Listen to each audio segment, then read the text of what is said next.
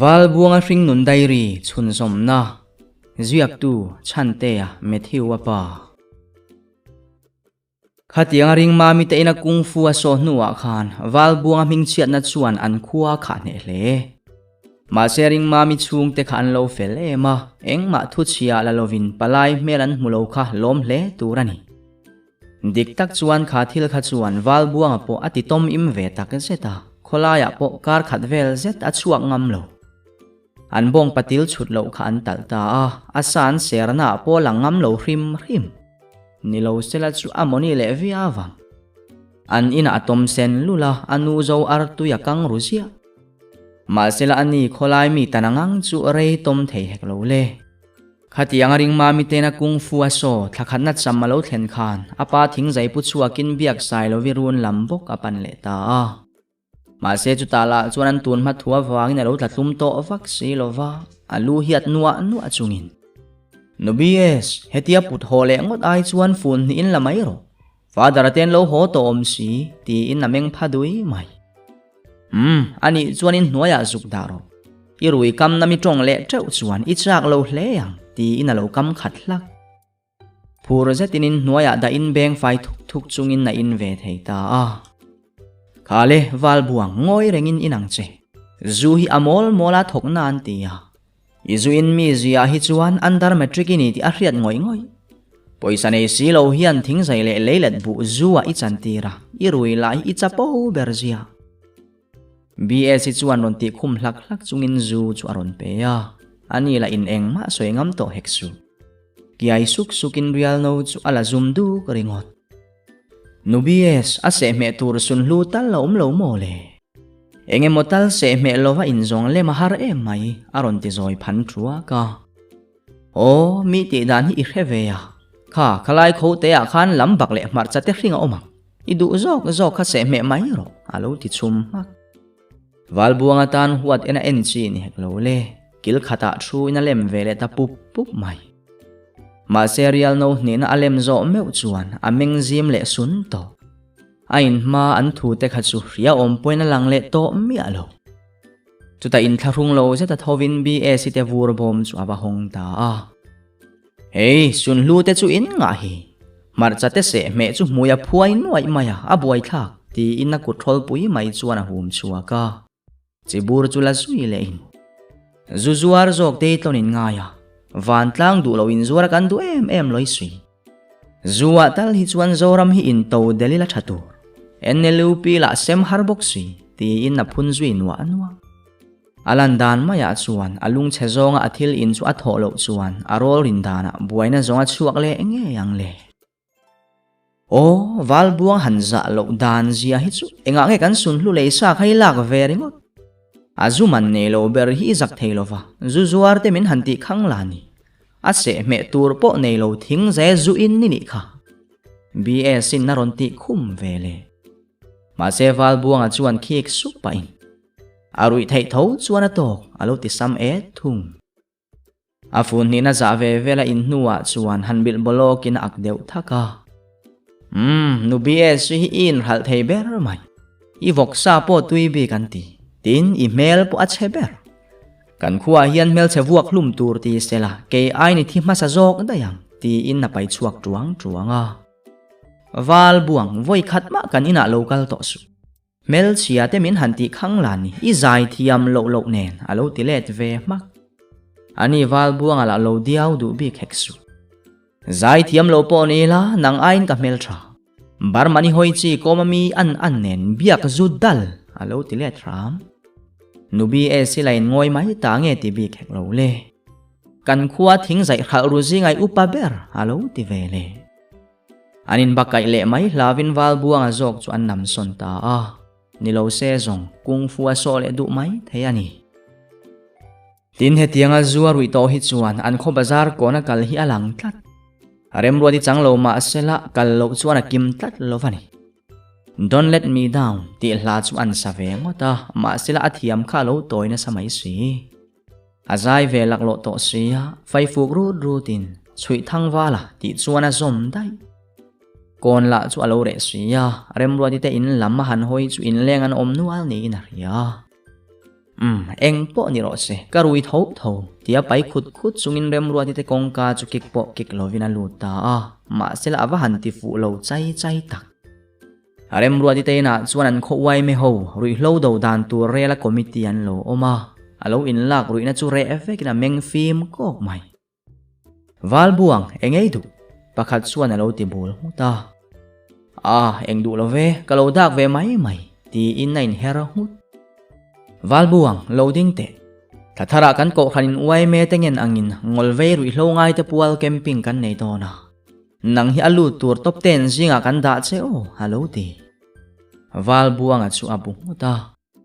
chu Nazareth Isu chu bedding nen kan pan le don ti na ni mo ti in alu atuai puata akal zui dai azurui la chu ala wang lai na samai box si ne ting zai khal ruwa alo rui pui ve eng ma lova han tham ral mai tur chuwa uya ma sela kon chu are thup mai si in va han mu ma lom em ve hetiang te chuan rui man po om na ti in mei zial chu apak tu la han len le na mai tur a hesi lova ate taringot atopa zong biak in lama ke tri pi ho tong trai na lam chu apan ve taringot mai ani uwal buang local ro hei kan tong trai don sia lo tel ve ngal ro pakhat chuan a lo ti ya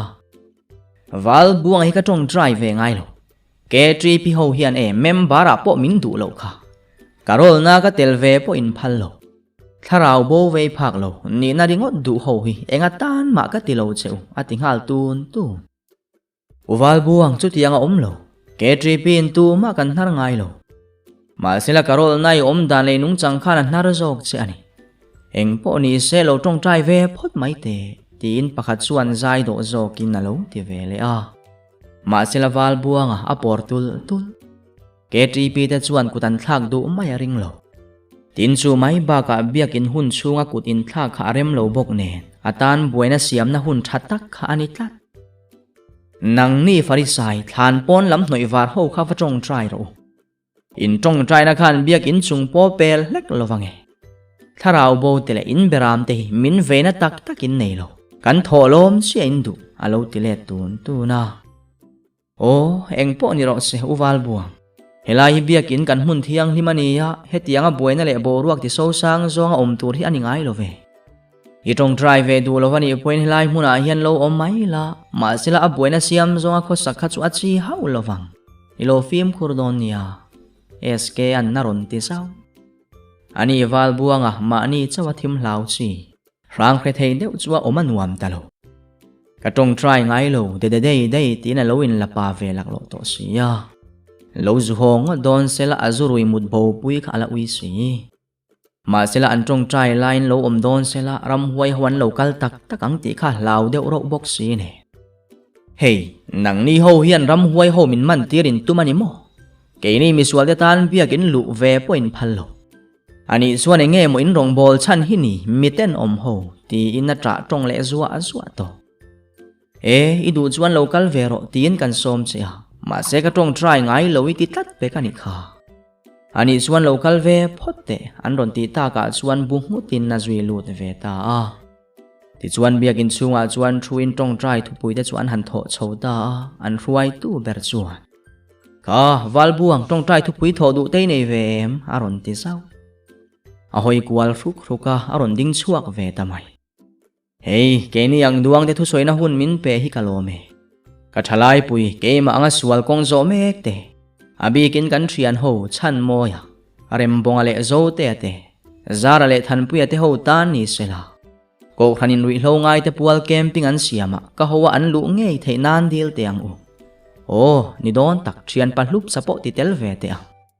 tin kan ko khan upa te i tong trai pui te ang anin la thu pui fu nin anin la kulmu ke ema awi muam ang mai hian an om mun ringot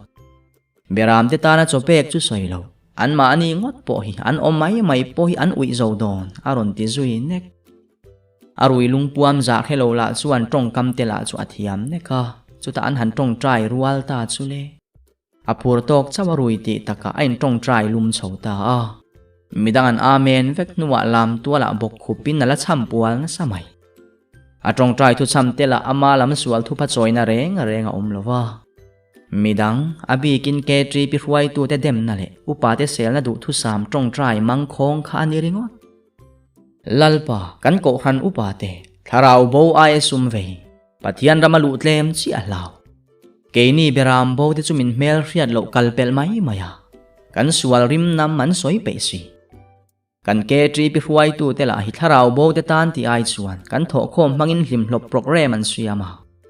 han tel veila rui chungin ni tel ko khanin za lo min tile adai lalpa ke mi ngai dam rualin tharau lama ti harang che ti in nain sut ku ka chuta adu tok mai done moti elai na ron chambel lalpa kan ko khan mei chia te la hi Christian chung kwale bu fai tham ba kan veilo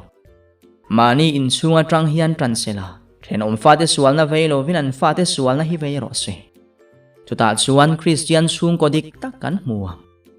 baka lalpa katimai mai thina bu fai tham te poi sum tel lova sem tur ni sela tiang hian mo an vei mi alowang bu fai tham wanga piang thar tan omlo sum wang bokani lalpa atop bera chuan imit muwa tu ma in chuang thei kan omlo ti min riat tirla miswal khongai na chan dam ve kan ni ti hi min ril non fo ro ti in na amen ta atong try zo chu ama wal buanga bok chu champion hoile talar mai reide uzo khun nei phei sela chu ke tri pi ho chu arhil piang thar man thuak mai theiani chu tiang chuan chu zana zu rui chu zandang zong aina zia ta phia ne ma se ke tri pi ho ti ti zonga lua hat ta veang wal buanga achet ve to china hi chuan bo ruak hi om hat thin reng ani kola tanga anin lampana a pheilai chuan trek lo tlain kola phezwai zuaya karen la chu athim zui mak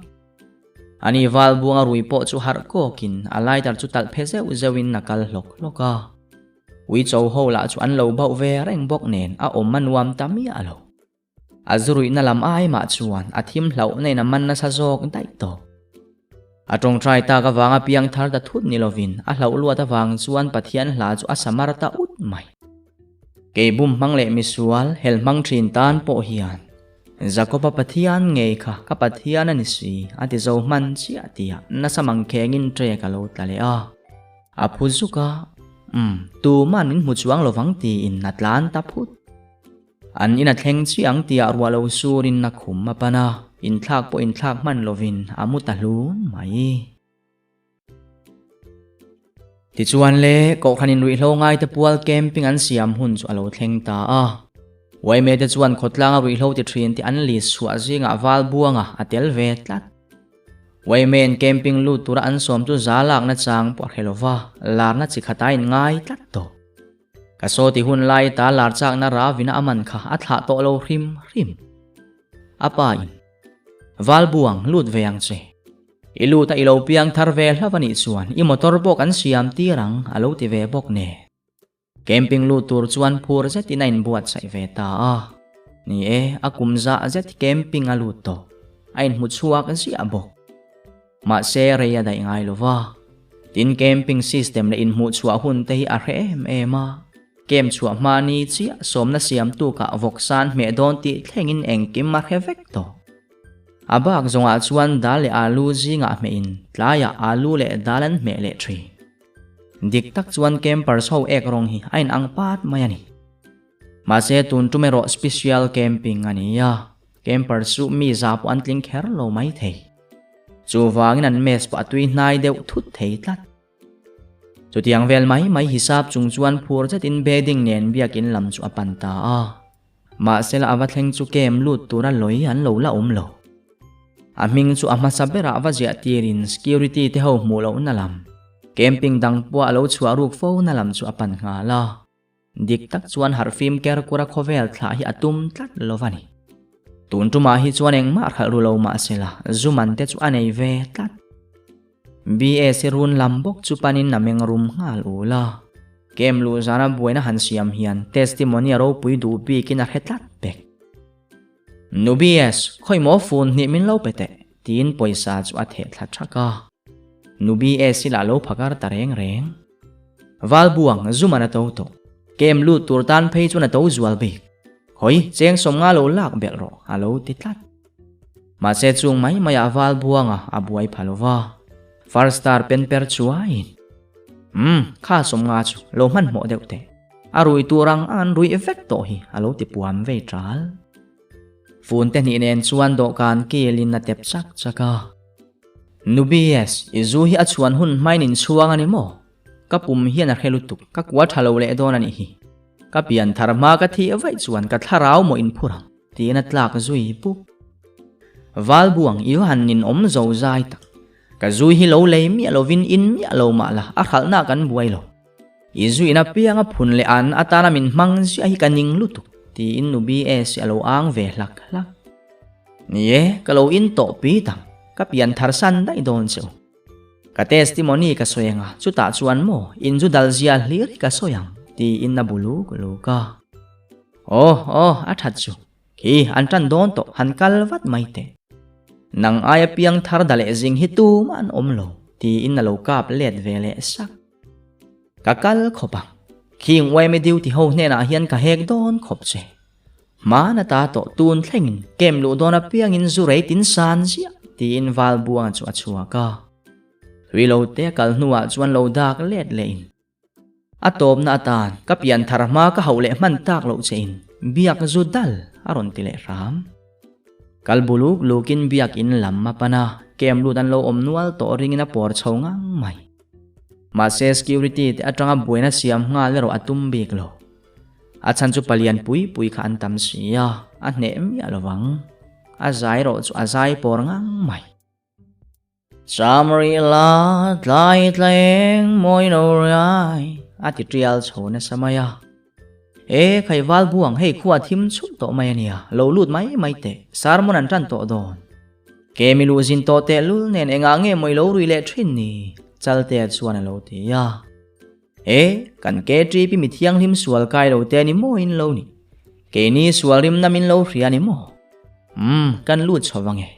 nang ni zong in sual in rim anam ve tat lo ati khera in ko kal azetin o di cham boy pui antile ngot biagin tuala chuan buena siam ngei tumina hankal bule luka po ran upa van ram kai lo tur ka hetreu sum du si thenom teram chunga ram ri ban phun ching lutu biak in level seraphim thoka thote hian min veya kem lut lo tok vela fel chau hi ani hin thiam anti ngal ngot ma sela lo hisap sual kha anei tat minol pui ke mga boruak ri hlua a omlova atong kam leila zet po lo chang tu an omlo biak in tual chu alo re thupa anu dewa chuan thoma lo chuakin ha walbuang sarmon an tan to asin enga nge moi lo ri kher ni walut ve ngal ro halo ti uthom khovel ka tha ve ani hi camping lut an tlem sia sa hlir min me ti rang cheu aron ti ya walut photte khovel ka tha te ti ve chen te su khovel ina tha let ve cheu chuan mo asalai district a asa ana inti mai turasin alo ti hlu chumi hlau wang lom kem kan ni wal buang an alo ti ya alut zui ta chut mai biakin chunga chuan a kem par pui te chu khuang putlar tlar ni lek o in nan lo thu deuh fara nula reng kem lut an om lo nen wal buang chu wa han tui lo mai tak speaker la chu atong zoi na samai sia chu ta kong ka chu kha ri bur chungin wai in zai mi anange khoya nge kan khuang pu hiao kem lua zai lo tena tui thei nang an ti lunga tlangwa lo thu photte tun tum kem chu revival camping naran anga ni lova kan zai ngai lova nia ba ka tu ma kan ti lui lo cheu kan thu soin ngai thadu lova ni chuan in thu ni ro se speaker in nalo ti sam ta buai chou zet wal buanga a hoi buai nak to chuti ani chuan mu thum pakila ni mai lo ti in na thu thuang duaya speaker tu pa le midang lainan lo uk sak si lo chuta ron ding le hluain ani le speaker zo na zo theyam niri lo tlangwal tun hi chu thu soina hun ani ya zo na zo hun nani tlat lovani tikhan lo ngai thaphot mai ro in kanin kai hruaina zom lova buaina le khol kham siam tum kha chu in chuak theyam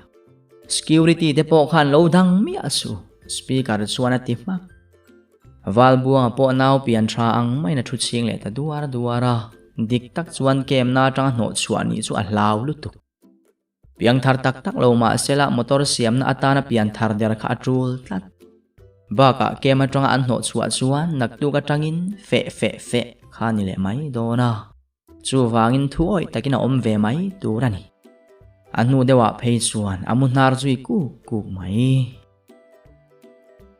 ti chuan kar khat don an kem ta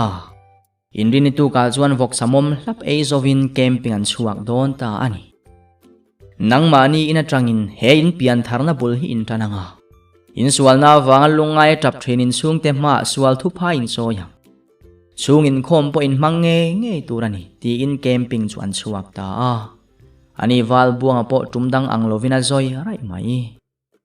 ama bedding chu puin tlom mel takin an in lam chu apana aril rute te in isuan ama an khen bena cross puwa kalvari tlang lam mapan kha in chan devani an kho kon zol lai de chu sual na awang alo ming chiat to na mual phona le mu sit na tin reng alo tuar to na ani chu huna chuan tu na hian krista wa tuar po ngai sela a huam san tun ma om phola kal thin kha atlom zum dui to a aril ru chuan ngai san em ama sai lo wa hla ngei mai bo chian na sualat luk puite muwa pharno na ngaya ti kha sarat arat bok aril ru tak taka chuan hne na puanga ring taka hallelujah amen han pek chu adu ma se chu em chu aza theilo na in na tlin bik si lo kha wal buang in lo chuak ta ni mo pol tharna tei dong em me che o hian lo ti ya a bedding kara tanga lo dak chuakin rem ruat nang ini mo hey tun tum zet zong pathian mangai na ngai dam na changin ka lo chuake pathian laka mai nilovin ka mi hring puite laka po ngai dam ka dila tru lang nang point tun ma thil zong zonga khan pathian mingin min ngai dam hra mangche o chang deu hlek chung chuan han ti tham ve trua ka rem ruadi po chuan nui isak pa in te reng mai uwal buang khang ti chunun hluania engma ka heto lo ti khan lim takin omro alo ti let ve hlau wal buang atho haka kawahan lom em lalpan mal sombi kariau chero se ati zui su ani na taka chuan rem ruati chu kalam mangai reng che asin ti khadua ma sela chung thil zong ani tharau mi tan ti mi ani tat lovani ti chuan tlom zetin an in lam chu a bedding ne na pan zela an ina thlendona chuan au thatin kapa ifapa mi sual kalo honge ifapa vuat lak po kanitalo ti na bedding thlawina thing thi zui ru chu thu zet chuan a chung ja thin lunga wa han dek tak lalpana mule ta ti inanu chu alo vir eu zui ve saka kanu kapa khoi nge he ina hian tong trai na kan mang te ang wal buanga a thing thi zui ru an amen le sia chu engkim kha adik thup to wal buang khain buala motor hi wa siam tirang che apan na lo tinui sung mai tlom zetin ole kapa tin towel la venga bathroom lampan chung chuan sualin bo ma ila tu dang ka thang chuang lo ti hla chu asalut rut mai chutiang chuan an kem chu atangani thumna a chia chuan a motor chu akhal chuak le ta a kem lu puite nen an swallow ti to na te bethelin swal thu phan choi kwal mol mai zan lama ni se sarmon in khom zo biak ina tuala nena an puang thina an thom chuan khotlang hor nging taka set heti lai hian wal buanga hian keini ano pan lai ta a thian te ho khamin khom du thak lova kom han tum ngial maila a khovel thian te ka tha to min ti khum mak thei a kem lu puite nen zana bu ban chumin pathian thuan soi hova dam lo le ri hlo ti thin te an tong trai pui thin bok chuti line keini ho chu an tan chuan babulon mi ser tan lo te kan nitlat kekor kamis le smart suit haraneya han en mai chuan mi hlim jin kwal ni mai om hi ani tlai khat chu nubi e siteina athian pa hlupsa a om line tong trai na an mangani ome chulai huna thil thleng chu athian pa hlupsa chuan ti hi ana soi keini ho kha kan thut thapa wal buang le athian te pathum chu a motora tanga lo chukin an lo lut ve tham hlom chuta le nubi e si thin ri malo tho phata engei du wal buang irui a ta piang ai kam chet leuna zuar hi ke min musit le don em ni man zani kem lu tur khaning tin mo min ti kha biak zudal min ti ro kha ka zu hi e adal lovani yang andu em baka mane zuman bat cheng za thum khamin petoro piang thar banei tun hi ka ngai sang lo cheu baka ti hian in pian thar ve piang in ka ve min ti ya in lo tong trai vak zel anu lo ka zubat min dil vele zia in tong trai na hian upa khu ma tong trai pu atluk love in tong trai na achan main adil tu te in lo dale man tlat thrin ani ti in lo aw khum se eng lovani PBS kan felle kan thatak luai big wang lamani lova ma se kan bol sia thin na huna hne na puan chua hi tul kan tim mai ani izuman ba po rang taka ron rul che ka tum don nia alo ti phatu ya ma se nu BS thin na so lak lo to tlat nang phei chu e wal buang izurui kam chetleu na atan min manga ipiang tharani maya enge ke ni ina khera swal thupa choina man in lo tum banei tun chunga piang thar hi e kangai sang therte lova cheu alo la ti tun wal buang ala chuan nuai ru hian ye ke ni zongai dam tla kan ni lo zu kan han rui ve te la hian buaina kan zong mai thri ma se hei tu na zong mana wal buang khani to lovin miswal khongai na chan dam kalo ni ta chu wangin nu BS khongai takin min ngai dam ro he huna hian rei lo te kan lo tong dry lo kange atile ta kem chu apiang in o in ti changa o changa re mainin dale man zia ma ni nun vei masalova midang nun vei ho chu tong dry ta po cheu in zuman bairo ngai sakang cheu pian thar le lei bane hi ain me lo BS sin na lo ti vele chuta le wal buang te thian ho chu thing thiru pinan tong trai ta ke ni zulo in mek ten chan dam na kan lo chan ve nan te nu BS si ngei po in athil ti te chu asim the nan na sa takin an dil ta ani ma sela kan theng thonga thok bik lo wal buang phei chuan mo asmat su thar kha ada kham le harin kan ding lo rim ti in hlup san thil thlen da na soyani ma se chu ti line wal buang chu atun ma kem lut angot kha ani bik ta hau lo mai kem voi khata lu thi achong thum na in tuai thar tura lu le ngai thin kha ni ya ma se tun tum hi chu adang tlat camping a chuan fatuin hun ola an tong tra ya aw chang pare hlei theilo wani ber anu le pa tenan duat bok nen tui kuk vok pian than soyang mai na thau mum ka nga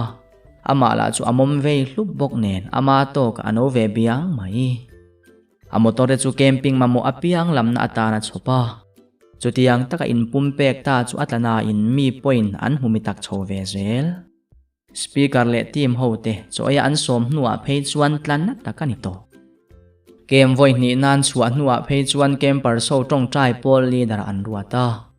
tin chu mai ni lovin lam har huai tu tharau lam subject keng tu ber kha ani chhone tun tum chu tum dang a kem lut ang chu ani hau lovani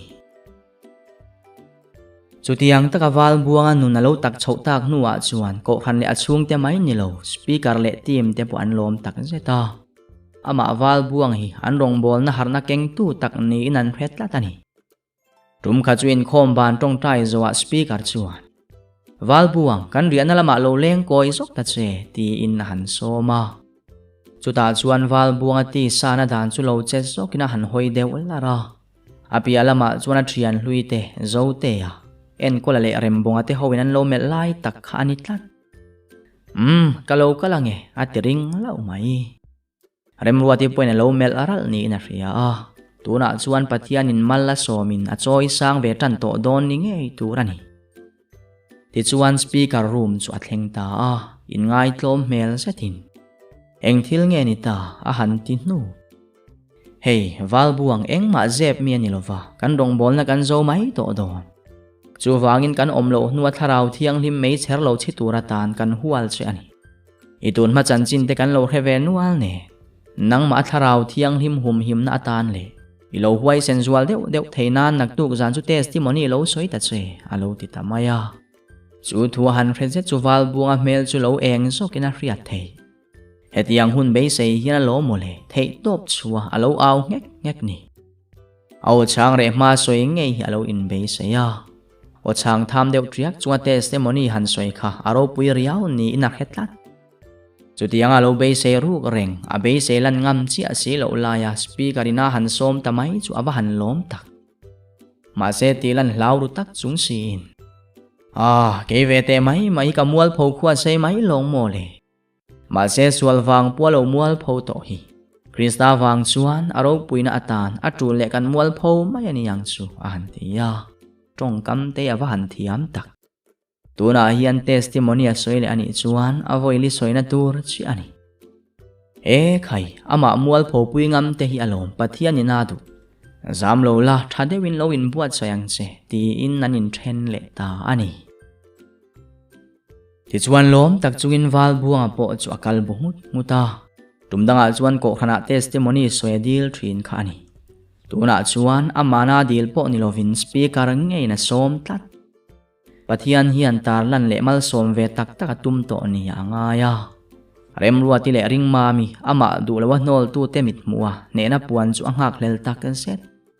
chuti rualin thuwa han soi chhovel dan tur po aril wina rem chho jut asut mai alo sual thin zia suala wanga beidon alo ne na sat to zia te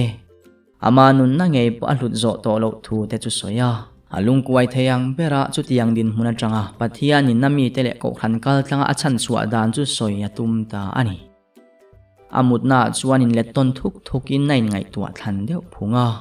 a khummong lama ka sakit thalak lui hil zeta tar chu mel zavin ain let thuka amu hil zui ta bur mai atuk zinga chuan pa bula wal buanga chuan anni zan lam thu soi pa in kapa ko khan mi pui ma ding satlia tur kanilo necktie le kor chung tal hi nei ve ka cha kani a han tia nang berinai du te chuan kan lenga ni mai lo ma se tun thutai ro le na tura lo thung zanina mi tur chu ho tur kan zong mai don nia ma se wal buang kor chung te chu thil man to vania chu wangin reilo te a idak san le mai vai chuan mo a fu hau lawang zumanatan mai te lo mang lawange a han tia kapa ke ma le ka thil ti te awang hian in zak nem to ti ka ria khowela wang po hian ke po kamual pho nem to lutu chu wangin zanina po hian Krista wanga mual pho huamin ani ka din don ni atilai taru ta aw chang khalare chiang chi alo nen counselor tharau mi tak ang mai ni in anu le pa te po chu awa han min chiang mai tak arem vele ai zola mi ngat kor chung cha turin nanin min ta chumini ya po chuan fe lovin buat sai turati in wal buanga po chu apur kher mai zara chuan le wal buang khovel thian ho ke ni po kanin khom vek in khom chu tam takan ni ring mami te rem ruati te ho po khuang punung an thutlara dal mai wal buanga poina pu necktie yuti hun lai mi to a campaign lai mi to ni ngei tur bu tlei ai lai tur ma alo or chuaka ain thun vei zan bok nen thingtlang eomo ti mai turani khuang puthlang tlar ma sabera thuin bible le not buain chopa khuang ron rik dek to chuan a hallelujah chuak pop sel tandara la richi alowang tia chuan khuang pu chuan kan ngak reng che kan lal ber ti hla chu aron la le ta wal buanga aron ding chuaka hallelujah amen ti na ron pen chuak avut ma se khuang te pu vs chuan khuang chu avotop dai alhaki alo niam deuh chu ni in ma se wal buanga la khalo awring laklo to bok nen pen chuak laklo to bok si chu ading khup dur suyu ka vs an hlarun lak le rual chia phar chuakin ar pui mit men su thanglam tlara ke ni thian ho lo thunui sung chumin muania lam tuala ya virlut zukin necktie leng dor khopna kalvut futa tandaron ri in speaker haron ding chuak vele haile zanina chuan tumda kan ti ngai lo ang deuh thil ti ka duwa bible te chira tong try na kan e main tlangwal buanga kha ko chuak ka du ani hi ke ni aina chanchin in khrechiang zoka atun din mun me po in ria a testimony ngai thak hi pathian ro puina atan ko khantena kan batani tuna wal buanga ilo som phote ang aron ti ta thut ke ni thian ho po lo ka hawin wal buanga chu kan en thapa konfile in ring tok zetin electron lam churon pana engma soilovin hallelujah aron ti thot auring boka kan phusok thei chuta o chang thop sat hian ole ama sain pathian thu thiang himi lo chiarang u ti in Bible chu han keu zui nga la a Bible chiar tum tak chu rom bung ria chang khat le chang ni thu kha ani ma sia biak in lu ma khan zun ina zo te an a chin chiana lo thak saka a keu nuapa azong humai si lo a poilo ve ti hian ka soi maya ka chin chiana in lo da sunani mo ka bai hat sa vek tho ti in chuti chuan tu na zong Krista Isua om te tan chuan thiam lo chan tir na reng om to lo Krista Isua nun na tharau dan chuan sual na le thina dana ta chu min ti chuak to sia a han ti dap dapa chuta lo dak chuakin zanina hian ke ve te lul hi pian therapy nga testimony soi ve sia dale ma thei si po min lo ti mai thei ni e chu ka ni na chia po ani ma se tun ma ka chuan nun tak po lovin ka lo chiang thar thina ka phur chen ba ki eng ma ka ti lo tuna chuan nun tak charin phur wang lam ni lovin khongai na wa rong bol tur ka ni na hi ka man ve ta ani kanun lui soi tham le soi tura om lo engkim phetu te vekin ni kha tuna zong thiam chan na Krista wangin kanun hi in siar thungang ti in na tong trai zuya chuta zet zong ke ni ho me point kan ring ve tak tak amen rualin han in su deu raya arem huna sakatan misual kani lalpa min ngai dam ro ti hla kha ka thange aron tia achuk tlom nup mai speaker loading chuaka wal buang la than khai lo support tiang u aron ti zui chu zana zet chuan ke ni point wal buang chu seraphim mu in kan muwa lam te la chu an zeina samai box si ne mihlim ho nunga mutele rutin na vir deu saka hemi zana meu hi chuan rem ruwa ti le ring ma mi te pani point an clear ning meu lovani ma se wal buanga anung to le ta ti chuan hun le ni arala kan rong bol turoi te po an hoa tangin kar khat avele to ko khan hlim na point zuai lam mapana na tu le poi pang tho te lo ngai bok nen in khom pu an tlem zel chuti line wal buang ero alavung chovin aw chang po ala re lova speaker chang khan tharau ma huai nia tum tlat in khom lo zana po akem lu puite somin biak in an bethela pathian thu soi hovin an rimam mam thri an soi tawang khan bu ban le chang ban te kangin thing puyan in hova ke ni a khovel thian te chu min thla mai po anilo kholaya po in muila min khodang sial pel ngak zela chutiang ani awang chuan ko hran poina laka be seina anti sanga nilai zan tan tua te po an ruat chhota hi al mai chutiang ani zui nuwa phei chuan kum thar lam Sunday school zirtir tu ni a hop ve deuh man lek ma sela athian te kha atui angin an tui reng lova aman la an man bok hek lo akar thumna vela chuan amal chhotan tatlat mihlim ho nung zui tura mu fu tum te lawa phei chuan in khom ban rualin a hoding lua alua thri mihlim nu ho minu pui du lai ngei mai ani tlangwal na khat thi sen la pal lo tak sa fit treng tungina zui reng chumi mit mei aveng ve deuh ro sia nuama ti bik tlat lovani ama le ama chu ain fui ding zo ta me lovani pere tu khachu wal buanga pa chuan tuk thuan bar lain wal buang hei camping boru ka re chhota boka lolam na kan tul nen voin chu ser huan min sam puila thang kan tul to ema nang ni la ko khan lama in buai nen kan phut ngam lo chewani an tia wal buanga om ol choi tui lutuk thlan hluam chu wa han re chiang tak kapa voin te chu bethel pain mihlim ho nen ke di te na Bible zir ho kan tumasin aron tia aw chang kha re dai o chung te chu zan lama po ti thei hei nun thari ne ya ser huan soi ta vek tura lo ni ne ikut ken na nga yani ma kan la zau sia ke ma ringot chuan katlin love piang thar chu atai matura ni anti kha apan na ron ti vele chu ka piang thar chu that sia min lo ti via velo tharau lama kan tlana ke ma ni nun nge kan fight lai chu tia min ti ka pian thar hi in du lo to pani hi tlai tangin zu ka in le nga lang ti in na tho ve thur kam thua rok pa in akor chung tur tak nyal po min cha sak du lo chung te berin kong dik ka zo in du lovani hi ti in nameng bial vual tu o ikor chung te chu kan sa e ipiang thar lo kan ti lo kha khovela kan om chung chuan kan monga tanga e ka chhuat henan na kan tho angai miau siani motor nei reng sia ke kan fe zia po hi adik lo apa chuan lo tia wal buang chuan ani in siam ro cafe khopang tin motor chu ati nung khuvut avut dik tak chuan mo piang thar chunga na tho kha pe lo ani na thok lo se chuan anu le pa bula pa felang than tla na tho hi ange lo tla thri chu tianga apian thar nuwa chem tum ne na ramlama ringa hanrol le tur chu athutum vuau mai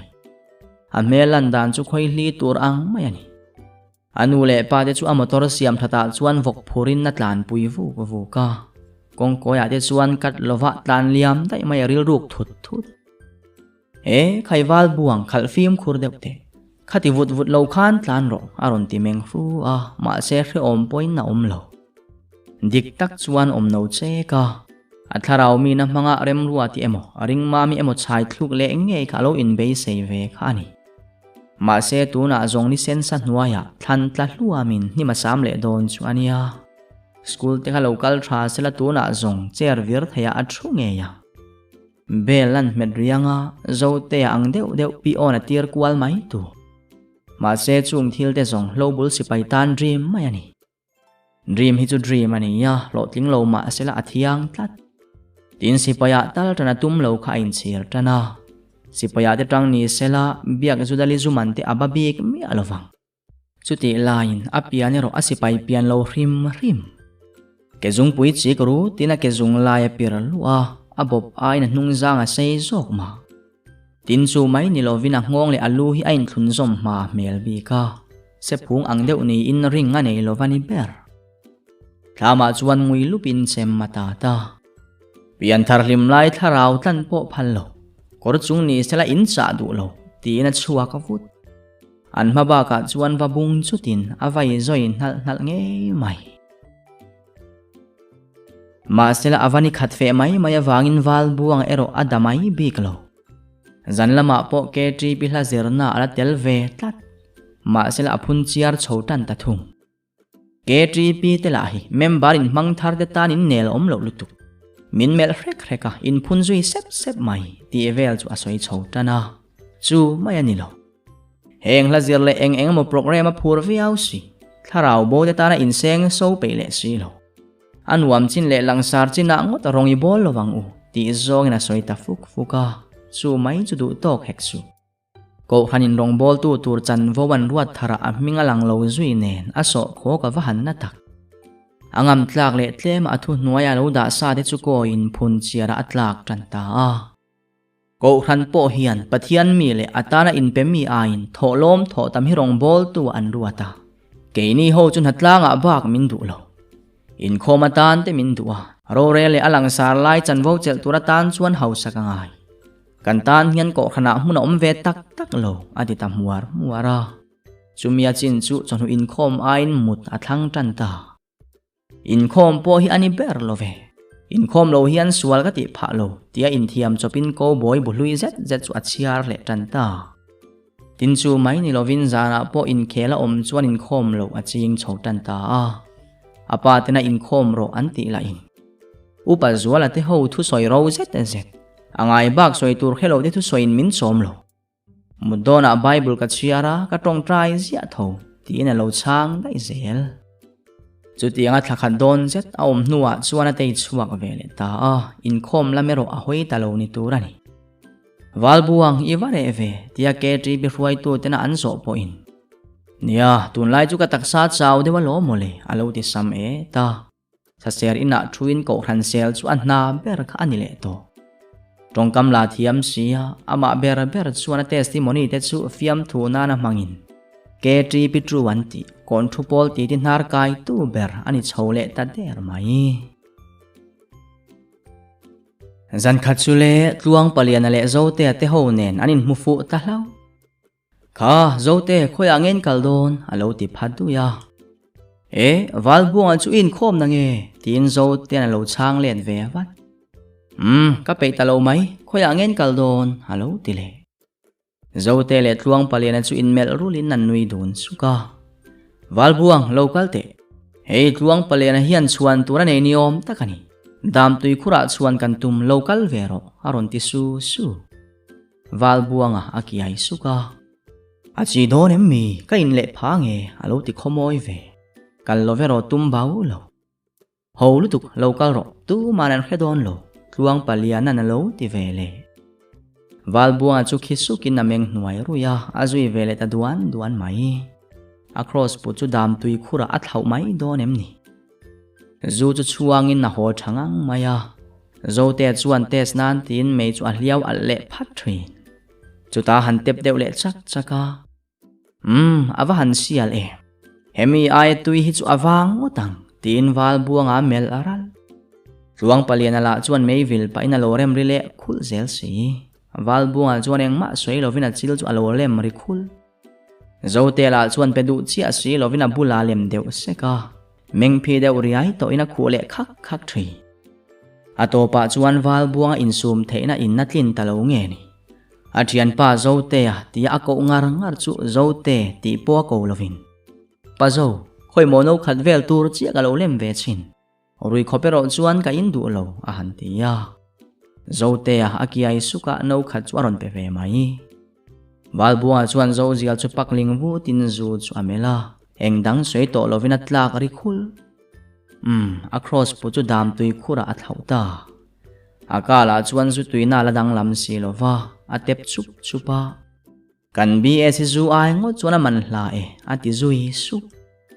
tluang palian chu lo nui putin tikha chuan wal buang kan in angle reng to I cross put la dam tui khurai thau ta si alo tia wal buang chuan zalo zeta nui pa in khai zu wang mai ma ni cross put thau te ka tum hlei ne khatiang lek te kha chuan dang pu ati nong phalove ka pum pu ati saphami alo a han tia o idu te chuan kha atam kha cheng som ru le cheng wei khat ru sual da in ang areng in to in mai te zo te an na lo ti wal buanga a han te pri chuka rui khopa in hi ka du lo ma se khoi mo tlem chukan lo in le te ang aron ti le ta ti chuan tlem tia in zelin zuan chuan zo meu chuan alo luak chiaw le porto luanga zanin chui bula ka riak mayang ti inain nempel le khut to a enge ka rui lo bi kang ni ko ran ho chuan ka tha le ka motor chi an du ni na po min pe du lo ti in na ma chu thia main chan ti ra ma se wal buang in bel to su kan sunday share tura lo wange ba kai rui noi the sia buai pui ha thak zo te an na lo ti sa e zo dul ka rui wang hiani buai to em ni ba ka manin control thelo khopa rui mi ka ni lo tin wal buang chu atlu khut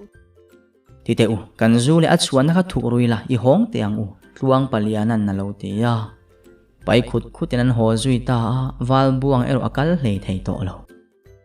ti hian ka cross put ka thau hi chu camping le huna ka char le mayang atia anui vei suk mai chu tiang chuan chu mi zana tang chuan mi thiang hlim ni tum wal buang chu anung tol le ta biakin kong renga zo le to lo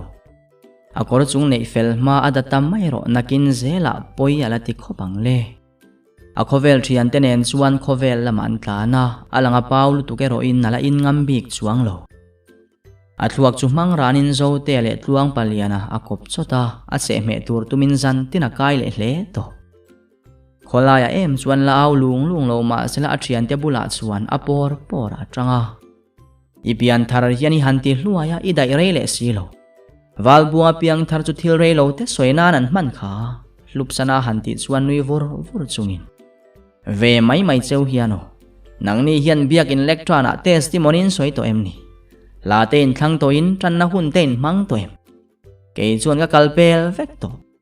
kan ko khan upa tharau middel suma mit meng te hian chan vo tha ka chanan hlau ema ka dale mai ani hi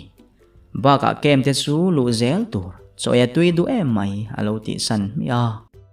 ama lama chuan dak chan chu ama wang ni lovin ko khan upa te ke tri pi ruai tu te wangan ni dai in thiam lo na em po hi anei lo wal buang kha ani tlat si tin khatianga han nung tol kha atol satli ani lova abe kina bek liam ani hot to apian tharlom na atana motoran siam that ve te la chu ama aina chele to zo ka ake malam chu thep zetin nan in kota dinga siam that le ai chuan vai thir che zong nena ke zi po a hlok zok to mai the ani tin heti hun lai hian wal buanga po poisak le mit mai ven nei lek lovin sunday tla ya out tia le ruan to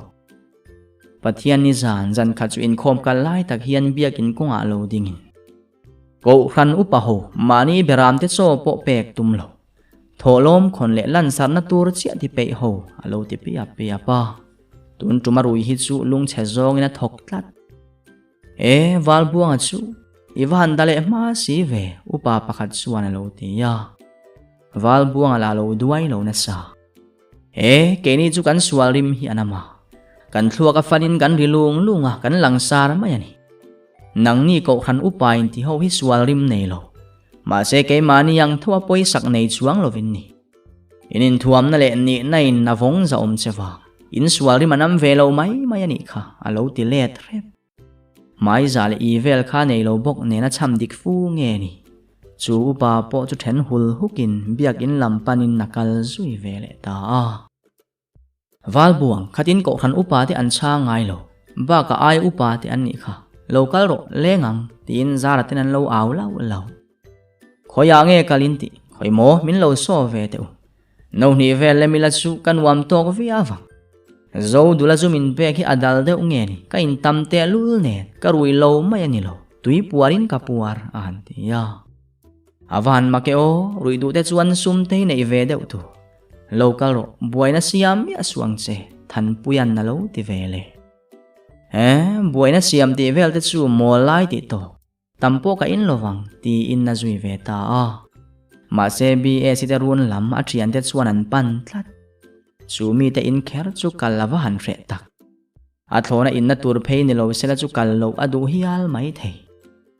arui te chu are sung in nain ria an thleng nai tula om dana thiam lo tak a set a jeans double to ipte chu zen in a kal kun deuh chura chu ta le in chung an lut don ta anung bera chuan lutin kong ka bianga in pal khuta akut la jeans ke kor ipte a zen lut sia a phoi mai thei si lo pai lut khut in nubi e si ma tak chuan anaw song noi tluk tan ni ai mai wai kan mi thiang lim piang thara chu ain khom lo velo zanin chui ba po min peyang chu piang thar lei banei reng hi moi lo trong trai na ero i manarem to lowang alo ti khum songa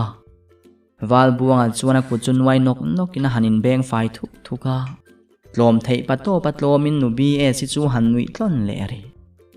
ha nubi e sin lo dam mo in muwa khat ve ati hul hu damani hi i testimony thari lo soi le donem ni tun tum chu i dahar le phiana i dak le main i ba hi min pero alo ti bul muk than puya chuan nui sung chungin nubi es adale dai to dam tui khura cross put athawa cha share ina testimony po sut le effecto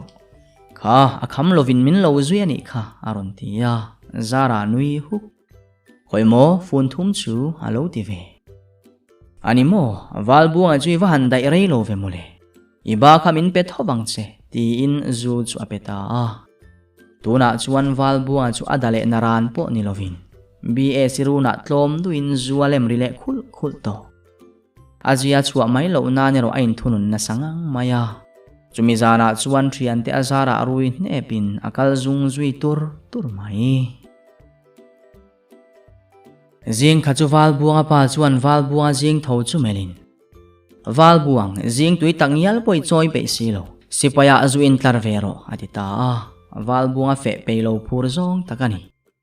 chan moi le zo te chu so min sipai tang tur chuan in buat sai ta apoliat pa certificate chu la in sipai in tlar turin an suak ve ta cha chan moi chung te ina thlengin nuam hi an wa han ti tak rikswa an suang te chu an tan thil thar ni hek ama walbuanga bok chu abuai tha ka tang le in hetiang motor ke kim lowa chuan hi chu ngayangam lo kong kuala ka lo tang ve na sa theilu tuk ati tlata wangin an chuang zui ngam talovani an thlenzana la chuan nula rim tur le zuzuar omna an hretamaya walbuanga chuan a thian te thlimin zualo wa in pek awa han ti fu lo tak arui chu lo porin nani mi khwal tlang wal chu an lo ngam na samai sia atopa chuan ngai damadil chung mai mi khwal te enga nge moi por em le neki du lo chuan i kor phel ro an lo tia phel lo ngam hek lo le ading ko la mai an la du tok hlek lova ti khan mi thiang him te le na khopui ti hla sala rock and roll lamin lam ro an lo la ti zui wal bunga thin lung chu awa han na tak arui zong zong re vekin dol zorina zor hoani ber khoya nge kal da ya wal buang kan nula rim nu khani ming min zo ta sin zo te an na lo ti ya khoya ma kamudon ti mukina muzui dai atu ka chuan jing choi khama sipain tlarna mun chu an thleng ta an va in tlana an tlavek wal buang phei chu voi khat ba ka tlan kual lo sipai tan chuan chutri lai ba ka nuam lo ve ti in na tlan pe talovani ma se tlan ha ha ulowatlin dan lo zong ru chu ni in mi tlana kara chuan in ze ruk dan zong in nain sep ruwa atopa chuan a zuang chuak ve zu ma se sipai ho lainan lo mu chiang sia asambuk zeta lo manin an phi thutop vai tonga eng mo soinan nu khrepa tlema asil ong lo chawani chutiang ani ta ka chuan sipai tanan tumna po zuai ruin chon hera meu chuan zu zuar ina bokan lut ne ta kai phel pholin an honga kongpuan nula local te chu an lo ehem then thu mai ehem chelo de ve khal de vele vacancy la omem wal buanga chuan atia nang ni thingtlang tlangwal cho chun mai duila sarkar na ka thok du na poliat pa certificate bak ne lo te ehem za rual ka ni lo ve indu le lo leng ula thingpui pothum kan lo peang cheu tin nula chuan lo an khum rep zoi supin wal buanga chuan pol somtal khalo pa sila ati zui su an poisa nei ang mangzovin an khuwa hona tur reng an nei talova atopa phei chuan sipai tan tum kha mi bu tua anin hlo taringot an tan hlo bul sipai ni ngot lo chu tingai na tanga to lo